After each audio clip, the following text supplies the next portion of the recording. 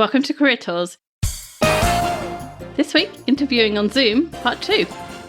The questions this cast answers are, what's different about interviewing on Zoom? How should I prepare for interviewing on Zoom? And how should I follow up when I interviewed on Zoom? I already suggested the Effective Manager and Effective Hiring Manager books as great Christmas gifts, but what if you used that idea last year? Or what if you want to impress your love with a more expensive present? What about personal license? All of the show notes for our free cast, plus things I think, the interview creation tool, and more. Imagine the gratitude you'll get when your love gets a promotion due to everything they've learned. I'm not sure why you'd consider anything else for a gift. Find out more by going to managertools.com and looking for products in the menu. Let's talk next then about camera setup.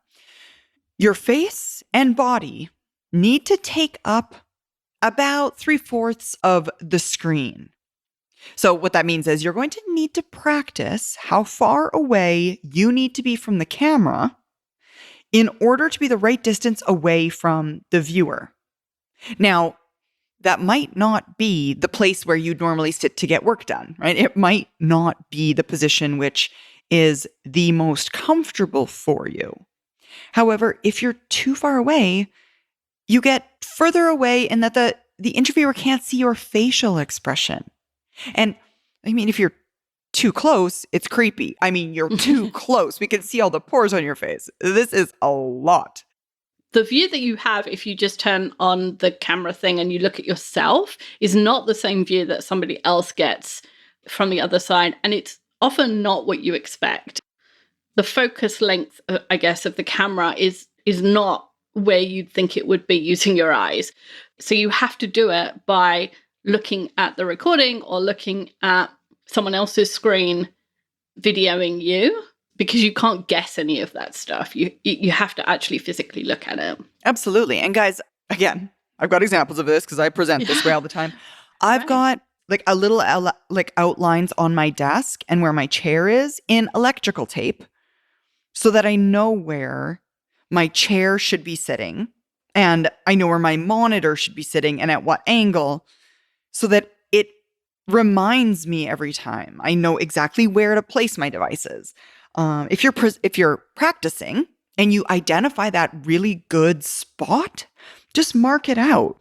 That's genius. Written down, I guess, with tape. But have it there so that you don't have to think about it the morning of and you're frantic and you're thinking about it.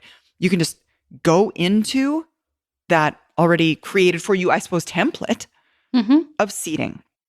Yeah, it's genius. Yeah, thank you. And we want to be sure, guys, as well, that you position yourself and your device to give the best approximation sitting across the table from your interviewer. We're trying to replicate being in person. So, for example, your eyes ought to be the same level as the camera on your computer. So if you're using a laptop, that probably means you're going to need to prop it up much higher than you'd normally use it on your desk. It won't be flush with your desk. You're going to have to use, books. I know I have standard reams of paper here that are nice and sturdy and heavy that I stack up to move my monitor as I need. So we just want to make sure that your camera is level with your eye, because that's how you're able to make eye contact. I think we've all learned this, I'm sure, in the last, what did you say, 6-7 months? But it appears to your audience as though you're making eye contact with them when you're looking directly at the camera. So we want that camera to be right in front of you as if you were sitting across the table from your interviewer. It's a very strange thing to get used to. It is very strange. You have to think about it. And then the next thing is to make sure that your shoulders are square onto the screen. So the distance between your left shoulder and the screen and your right shoulder and your screen, they should be the same distance away from the screen so that you're exactly parallel with the screen. That gives the interviewer the impression that you're sitting across and you're sort of directly facing them. Sometimes I know on my desk, I have the computer that has the screen, the camera on it at an angle because it's my second monitor when I'm working. And that means if I'm not prepared for a call, I just turn around because it's at an angle. I'm slightly angled to it and it always looks a bit odd to other people. So if I'm prepared, I move everything around so that I'm straight onto it and it's a much better experience for everybody else, because it's weird if somebody's in a conversation with you and they're looking away or their body isn't quite facing you. It's almost as if they don't want to be in the conversation, and you don't want that. You want to be fully in the conversation. Exactly. Absolutely. All right, then, guys, next on the list is having more light in front of you is better. Now, if you've been working from this office space, we'll call it, for the duration of this COVID crisis that we're having, you probably already figured out that having lighting that's casting the light onto your face is better than a light source coming from behind you, right? When it's in front of you, there will be, or there needs to be enough light to clearly see your face, your facial expression. There oughtn't to be a shadow cast on you. It's usually actually more light than might naturally be occurring in your house. So we don't want you to need to check on the camera during the Zoom call, right? Or check on the recording. We want you to, in your practice, play with light. I have definitely found that light makes a big difference. And in fact, keep in mind, guys, if you have a really big monitor, I have found that sometimes just turning up the brightness of my monitor will create just enough light at those really small increments of light that allow you to find a perfect brightness. Because it's definitely a tricky part, is getting a good light going. It is. And there's definitely too much and too little. So the too little where you're kind of shaded or they can't see you, and then too much where it kind of washes you out. There's also a difference. The light makes a difference in the way that the camera focuses. So with Kate, for example, who also presenting on video, it took us ages to get the right light because she would change it and then the camera wouldn't focus the same. And so then we'd have to move her backwards and forwards, and then we'd change the light. And then it was quite frustrating. And it took a surprisingly long time to find exactly where she should be sitting and how much light that there should be.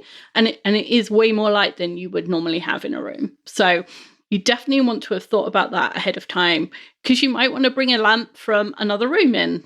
You don't want to go, not saying go out and buy a ring light or, camera lights, but you might want to bring in a lamp from another room that you can put behind your monitor.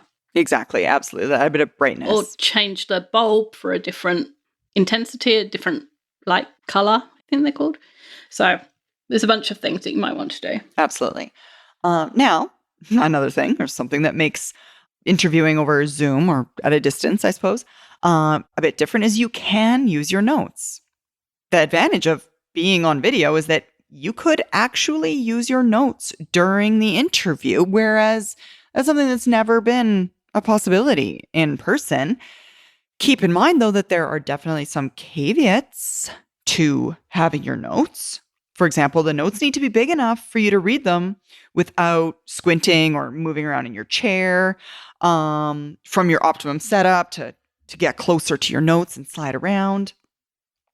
The notes also need to be big enough and positioned in such a way that you're not looking down at your desktop or away from the interviewer to glance at your notes and read them.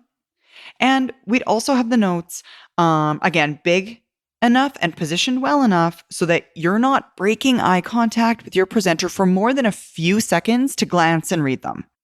Yeah, you don't want to be looking away and then reading and then looking at them, or even reading and speaking and not looking at them, because it's as an interviewer, if somebody needs notes to tell you about something they did, the immediate assumption is you didn't do it, because if you did it, you'd be able to remember it and just say it. Now, we've just spent, I don't know, a bunch of time saying you need to rehearse because you can't describe things well, you won't get the right words, it won't be fluid if you haven't practiced.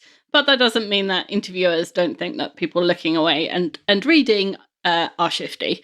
So yeah, exactly. Shifty. You don't want to be shifty. No shiftiness.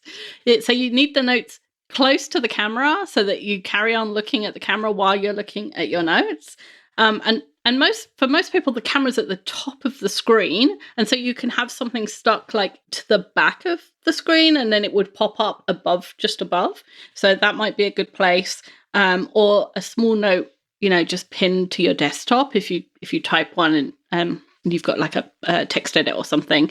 Plain text note next to the camera, but don't have something that's 100 words on your best project management example, because you'll end up reading it. And if you start reading and you start looking away to read it, you've just defeated any advantage you had by using notes.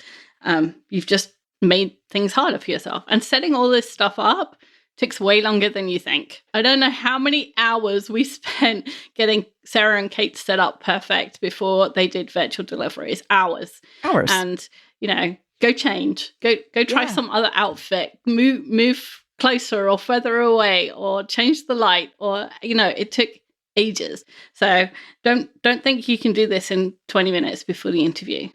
You can, but the outcome will be really bad. Exactly. The outcome won't be great. Definitely practice. Definitely try these things on. Definitely have somebody else look at your attire, your setup, the way you look on that end, the lighting, to ensure that you're giving a really good impression to your interviewer.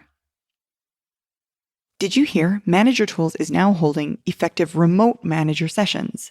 If you're out there using the Manager Tools Trinity, have been recently forced to use it remotely, or if your team's struggling, relationships are degrading, and you're noticing a decrease in your remote team's effectiveness.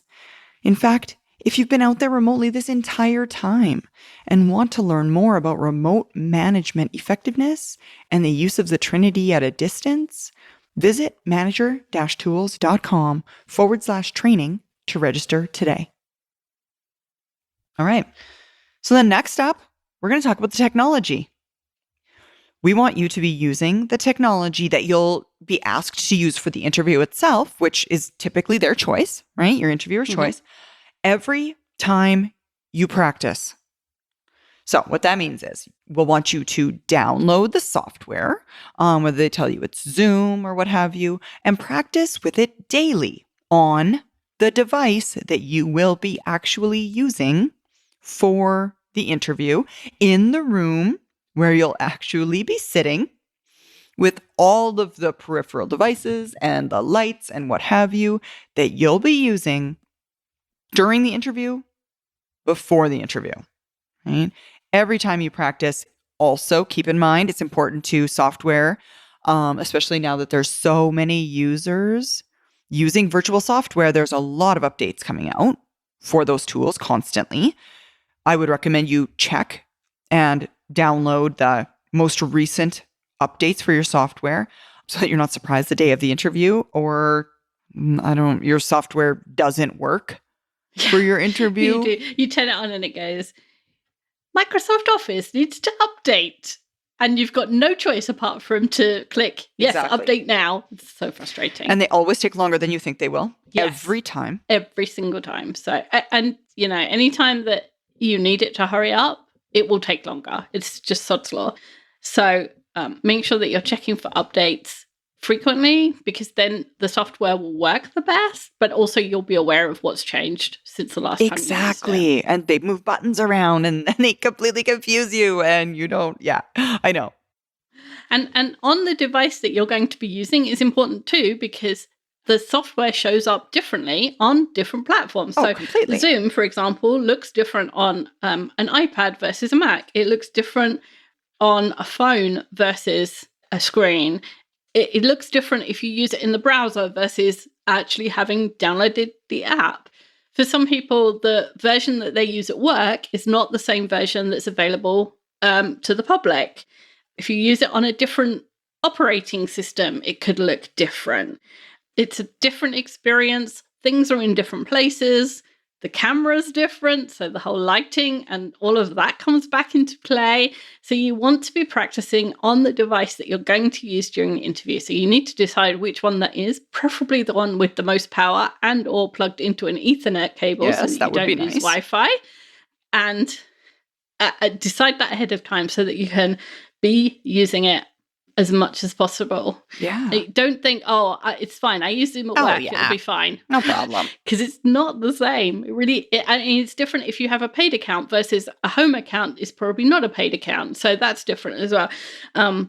You have to have used it on that device recently enough that you've done the updates and that you're aware of what's changed so that you can use it confidently during the interview. And we said earlier, we want the technology to disappear so that it's just you and the interviewer. And so that means you have to be really familiar with it. Exactly.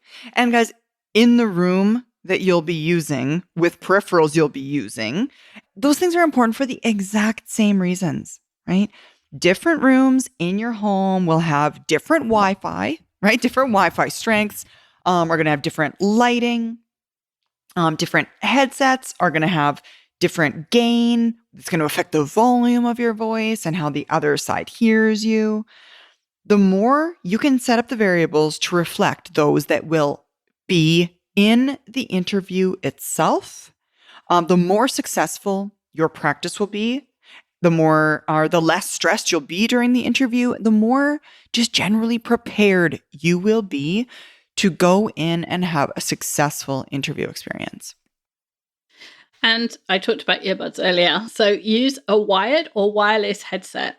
So not earbuds and not the speakers or microphone on your computer or laptop. They might be good enough for family or internal meetings, although we'd argue they're not, but they're not good enough for you to show your best self during an interview.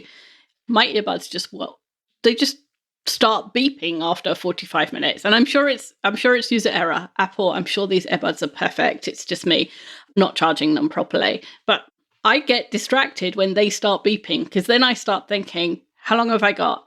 Is it going to go before I have to end this call? And I'm thinking about those and rather than thinking about what I'm doing.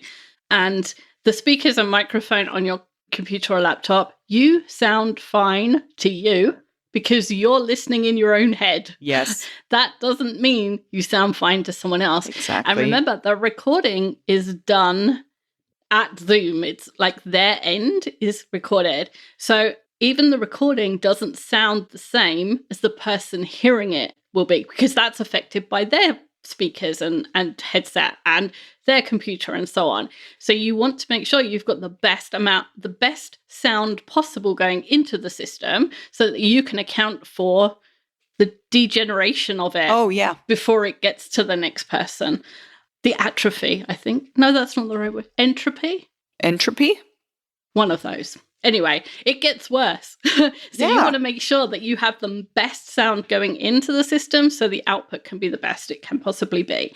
Smaller is better, but if money is tight or you're at your entry-level job, first job, use what you have. If all you have is enormous gaming headset, then use that. Yeah, use it. Better that than the speaker of your computer. Yes, exactly.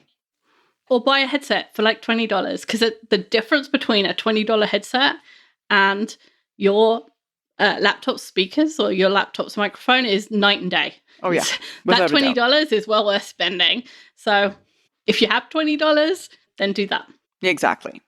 Now, additionally, guys, while you're doing all this practice, right, setting up this real life situation and environment and being in your space and what have you, we'd also recommend that during your testing, you figure out what you might do if your first choice of technology weren't available. So, for example, if your laptop dies on you, right, it just quits for no good reason, just before the interview, what's your plan? What are you going to do if your laptop craps out on you? What if there is no internet, right? What if something happens in your neighborhood and internet goes down? As systems, technologies, their breaking seems inconceivable. We assume that we will always have it, yet also at the same time, there always seems to be something that goes wrong just minutes before an important meeting, right? It happens all the time. So think about that ahead of time and come up with or have a backup plan. So what happened to Cassie, who works with us last week? Somebody set fire to the telephone pole in her subdivision that carried the internet for the entire subdivision. And they somebody an arsonist set fire to it, which I just can't. Which I just can't fathom. No, can't fathom. Can't understand that. But so for a day and a half, she had no internet, which is fine because okay, so where has free Wi-Fi? McDonald's does, Starbucks does, Target does. So you could go to one of those places and get free Wi-Fi. You could even sit in the car park and use the free Wi-Fi. Can you go to a friend's house? Could you go to your parents' house? Parents are always good for things like that. What would you do if the computer just decides not to start that morning? Do you have a different device that you've also practiced on? Weird things can happen when you think everything's going to be fine. Exactly. And it's different. When we go for an in-person interview, we say, take account of the fact that there may be a crash on the freeway on your journey, and it might take 20 minutes or 30 minutes longer to get there than you would expect, and go early. This is the same thing. Zooming down is the same as a crash on the freeway, and you have to have thought about it in order to be able to account for it and stay calm before the interview. And that's kind of the secret. It doesn't matter if this stuff happens, as long as you stay calm enough to still interview well. And having a plan is what helps you stay calm. Exactly. And additionally, guys, if your technology, what it is that you're using, needs charging in order to work, so that would be like your laptop, or if you're using, for example, like a Chromebook or an iPad, what have you, or your headset, if your headset is wireless, ensure that when and for how long you're going to be doing that in advance of the interview so that you don't forget, right? You want to make sure those things are fully charged. They're not going to die on you halfway through your call, or you're going to need to excuse yourself to run and get a charger. Yeah, that's embarrassing. For your laptop. We all have the same Jabra desk headsets, and if you're not careful, you can set them down and they're not quite there, so they don't charge. And every now and again, between us, our internal meetings, somebody says, oh, my headset didn't charge last night, and then you can't talk, you have to find another one. But it's 2 seconds to make sure it's seated properly so that it is actually charging before you go to bed the night before, for example. Yes, exactly. While we're on that, keep in mind that headsets don't last forever. So we have had a couple of situations where we've been on far too many calls with them in advance of a presentation, and then it died during the presentation. So make sure that they are cradled well in advance. Mm-hmm. And it's properly charged all the way. Exactly. Yeah. And, if you're really lucky, an hour interview could turn into a 2-hour interview. Absolutely. That's a really good sign. And you need to be, you need to have 2 hours of charge on your headset, even if you only think it's going to be an hour. Exactly. So setting up all of this ahead of time means you know what it should look like on the day. And then on the day, you have to go through all this stuff again. You have to check the light. You have to check where you are. You have to check the sound. You have to check all of that stuff. You have to look again to make sure your background is all tidy and what it can see, because all of that stuff can change overnight, and different conditions make different changes. So you just want to make sure on the day that everything's the same as the way you left it. Exactly. Which then brings us to the actual day itself and preparing an hour before your interview. So we would recommend that an hour before your interview, you get dressed and get your notes and anything else that you're going to need in the interview together. So for example, get yourself a glass of water, right? If you might be in doubt, like, I don't really think I need it, get one anyway. Because if you can't think of an answer, a sip of water gives you 5 seconds to think of an answer. So always have water if in doubt. If in doubt, well, the air in your house gets a little bit dry and you start uncontrollably coughing and you can't stop it. Drink of water. Talking for the most part of an hour, which most of us don't do. Most of us, even when we're having conversations, when we're in work meetings, there's probably 5 people, and so even if you all talk, you only talk for 10 minutes, and suddenly talking for half an hour, where it's you talking the majority of the time, it dries you up. Exactly. Run to the washroom. Do the things that you need to do to be at your desk for an extended period of time.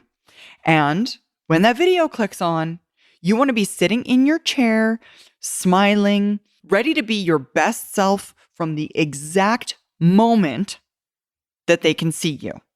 You don't want to be sitting there kind of like fiddling around on your desktop, looking for your pen or readjusting your headset, grabbing your notes. This call is an opportunity for you to show your hiring manager how you might show up in real life, right? And we want that you showing up to be a prepared one. So, an obvious one, minimize the noise. So to minimize noise, shut any door between you and other people inside or outside of the house. So if you're in a room, shut that door. If there's another door between you and the living room where somebody else is, then shut that door as well. No one should be in the same room as you, as far as you can do that. If you're in a studio in New York that's 25 square feet, then you might have to have someone in the room, but I would send them out and make them sit in the hallway. Shut the windows. If the air conditioning is near enough to be heard, then you might want to shut that off too, depending on how loud it is. So that's something you might want to have tested with your tester before. Yeah, exactly. Is this too loud? Can you hear this? When we record, I have to turn my air conditioner off because it's right outside this office, and it's not loud enough to be heard when I'm on a call, but the microphones for the podcast are more sensitive, and so it can be heard. It's surprising to me, but it can. So I have to turn it off. Yeah. Like, tell everybody in your house, if they're in the house, that you're interviewing and you're not to be disturbed. Yes. And if you have young children or someone who may forget, then lock the door so that they can't come in. Yeah. Or hang a sign outside. I do that when I record and do things here. I live in a condo building. I hang a sign outside my door. My neighbors are great. Just like letting them know, like, hey guys, can you not have a small party in the elevator lobby today? That would be real swell, for real. Right. Or the FedEx man comes and rings the doorbell. Rings the doorbell, knocking. You can ignore the doorbell, but it's a distraction. And it's a second of you saying, oh, I'm so sorry about that, or whatever. I mean, you can't guarantee that some random person doesn't ring your doorbell, but you can, you can do your best to make sure that you're not disturbed. Yeah, exactly. And the guy next to me, who I'm convinced has a combine harvester to mow his lawn, he's always noisy, and I can't ask him to stop. Hey, you stop mowing your lawn. But someone in the house, you can tell them, please turn off the music, please turn off the TV, please go and sit in the hallway. You can get rid of them. And people in your house, hopefully you have some sway over to make them stay quiet. Exactly. Throw them a 20. Go hang out at Starbucks, would you? All right. Now, additionally, this goes hand in hand with having fewer people around. We want you to maximize bandwidth for the interview. If there are other people in your home that use your internet, ask them to just put a pause on. Don't use those things that take a heavy resource drain or bandwidth drain while you're interviewing. So like video games, things like that are drawing your internet speeds. Depending on your internet speed, it might even be that you want to reserve all of it for the Zoom call rather than having someone playing a video game and another one streaming a movie, right? Things like that. We'd go so far as to say, use hardwired Ethernet. Wendy kind of alluded to that a bit earlier. We'd recommend that you're plugged or your machine is plugged directly into your modem rather than using Wi-Fi so that you get the best speed. And in order to do so, depending on your laptop, depending on your setup, you might need to buy a conversion dongle. We have those for Macs, Apple, or an Ethernet cable that's long enough to get from your machine to the modem. Both are, guys, they're relatively inexpensive, and they allow for you not to unexpectedly lose your Wi-Fi connection without good reason, right? Like, I mean, how often is your Wi-Fi dropping out? Quite literally this morning, I asked Google to play me Spotify. She couldn't get a hold of the internet. I was like, I'm typing on my computer. It's plugged into the internet, but I know the internet's here. I'm talking to it. So I don't know if she's on a day off or what her deal is, but yeah, she's having problems connecting to Wi-Fi. Not a great reason. Not something we want to have happen during your interview. So keep that in mind. Maximize bandwidth. Okay, so the next one is make sure that even though we want you to turn off the things that you're not using, we do want to make sure that you have access to the communication method that you had been using to set up your interview. So if you set it up by email, you still need to be able to read your email just in case you get a last minute, I'll be late, or a last minute, can we push this half an hour message. You have to have your phone on your desk in case someone calls, but turn it off or turn it to silent, turn it over as soon as the interview starts. But you might, if there's a chance that the interviewer will call you, then you need to be able to see it just before the interview. And make sure that you add the names and numbers of anybody who might call you or might email you to your contact list, so that if that email pops up, it has that person's name on it. Or if the phone rings, it has that person's name. Mm-hmm. Because, if my phone rings and it's a local number, it's almost certainly spam. So I don't answer it. But if it were a recruiter, then it's probably a local number and I'd want to answer that. Right. So I would want to have put their name in my phone so that it comes up with their name. Mm-hmm. Exactly. Additionally, guys, we would recommend that you maximize computer power, which means turning off all of the additional programs that you might have running in the background during the call that you do not need right now because you're busy doing other things.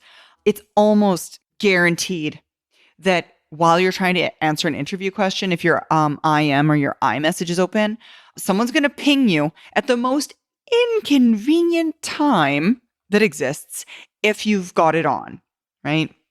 So make sure you shut it off. Whether you think you're going to be screen sharing with the presenter or the interviewer, my apologies, with the interviewer or not, clean up your desktop. Because let's say, for example, you don't mean to screen share, but you accidentally click share, and this has happened before.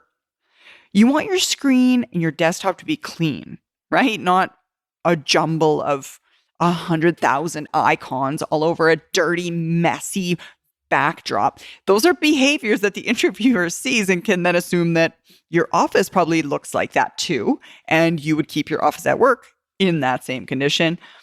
It's going to be less distracting for you if all of those other tools are shut off and if your backdrop is completely clean. So it aids you in that respect as well. So next up, we have test Zoom. And even if you've been using it over the last, 3 weeks while you've been rehearsing and practicing, we still want you to test it on the day of. Yes, exactly. And funnily enough, this morning, Mark was due to have a call with somebody and it had been rescheduled. And what normally happens on Zoom is if you reschedule a call, you don't need to go tell Zoom the new schedule. You can just use that link and it's open for the next 30 days. And apparently they changed something yesterday. Yeah. And Mark emailed me and said, I'm getting an error message.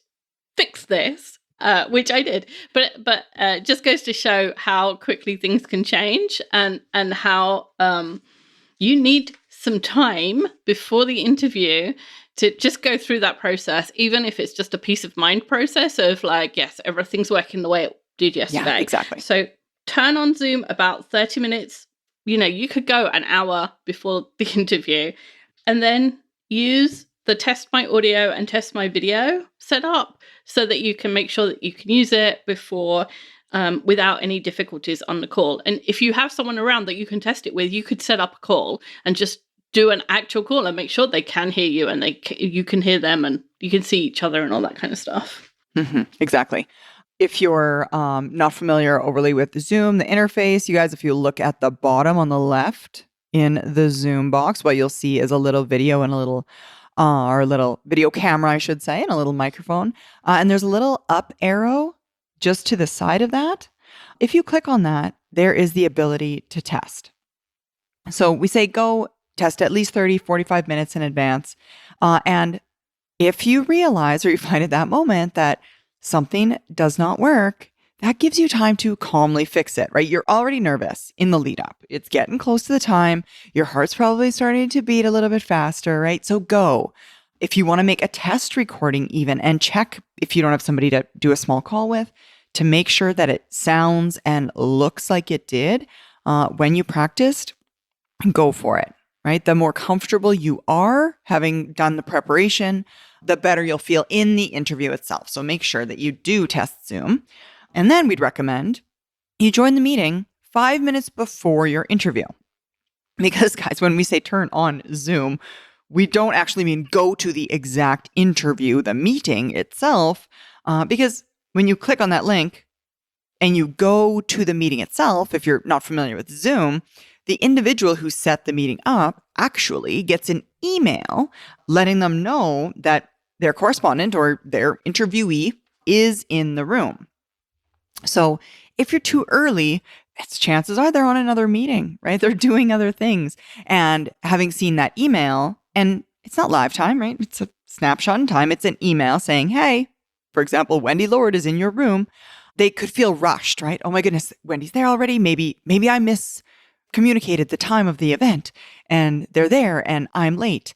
And we don't want the interviewer to show up then, because that's not a great time for you. You're not ready either. You're not ready either. Yeah, exactly. Yeah, like no one's ready for it. So when you're actually going to click the meeting link itself, we say 5 minutes before the meeting, click the actual meeting link in that invite so that you can sign into the call, and make sure, if you don't notice or you don't use Zoom often, it names you upon entry to the room, right? You have a displayed name. Make sure that you check that name and you edit that name, right? If you hover over your picture, there's little 3 dots. There's a little button, click it, and you'll be able to rename yourself to your actual name. Sometimes it gives you like some cyborg name. It's like I always say it's your Borg name. Right? It's like a combo letters, numbers. Mm-hmm. It's not even a thing. Sometimes it's just first initial, last name, but all small letters. So yeah, we'd say go rename yourself, capitalize first and last, put a space in between, things like that. Make it look good. Yeah. If you've been on a call with your family, you might have changed it. I have a multitude of logins for my different aspects of my life. Charlotte Webb. Yeah, people say, who's Charlotte Webb? Oh, she's one of my alter egos. That's all for this week, and we'll finish up next week.